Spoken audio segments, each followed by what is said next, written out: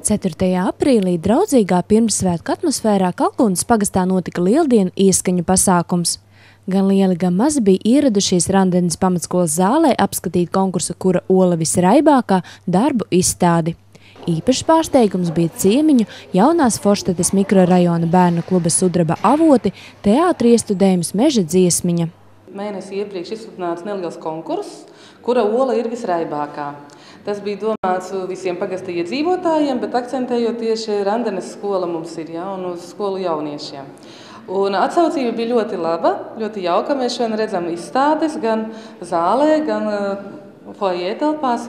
Visi bērni un pieaugušie arī ir veidojuši gan olas, gan veselas olu kompozīcijas.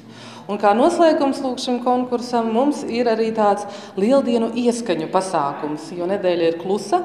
Bet noskaņas mums jau visiem valda lieldienu, un lai pie reizes uz vietas varētu kaut kādu apsveikumu uztaisīt, kaut kādu suvenīru, ko mīļajiem uzdāvināt, mēs uz vietas rīkojam darbnīcas.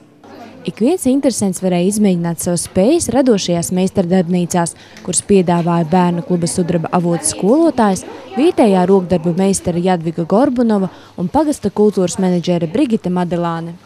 Ar savām rokām katrs dalībnieks varēja uzmeistarot jaukas lieldienu dāvanas, aptamborētas un apadītas olas, olu turamos papīra trauciņus, mīkstus auduma zaķīšus, olu un zaķu formas atklātnītes, papīra narcises un citas lietas. Radošās darbnīcas aktīvi rit arī citos Daugavpils novada pagastos. Izgatavot krāsainus pavasaras auguriežu dekorus varēs paspēt arī lieldienām veltītajos pasākumos 8. un 9. aprīlī. Kalkunas pagasts gan ir viens no retajiem pagastiem, kuri šogad ir izvēlējušies citu risinājumu, lai vienu vietu sapulcinātu pēc iespējas vairāk iedzīvotājus un viesus. Tā kā nesakrīt pareizticīgo ar katoļu lieldienām, un grūti bija orientēties tieši, lai būtu tāds skaists, kupls pasākums, jo vieniem varbūt vēl ir klusais laiks, citi jau grib priecāties.